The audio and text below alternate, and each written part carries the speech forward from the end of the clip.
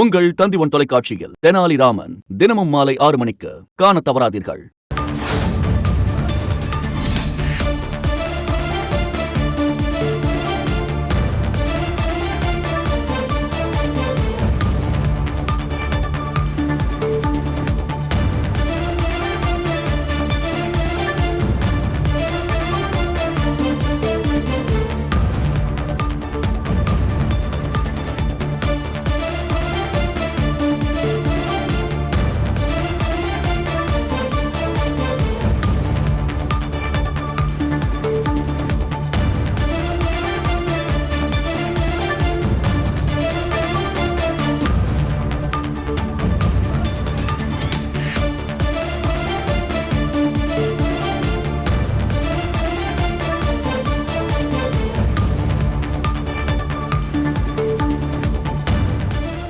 சென்னை, சேலம், மதுரை உள்ளிட்ட 10க்கும் மேற்பட்ட இடங்களில் லஞ்ச ஒழிப்புத்துறையினர் சோதனை நடத்தி வருகின்றனர்.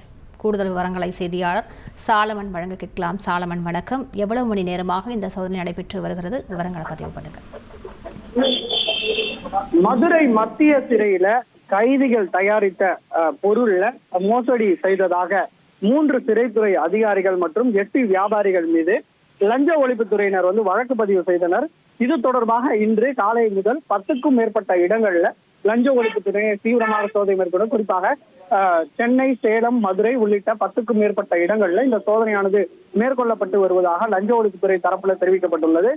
சிறைத்துறை அதிகாரிகள் மற்றும் இந்த பொருட்களை சப்ளை செய்த கடைகள் மற்றும் அதன் உரிமையாளர்கள் வீடுகள்ல இந்த சோதனை மேற்கொள்ளப்பட்டு வருவதாக தகவலானது தெரிவிக்கப்பட்டுள்ளது.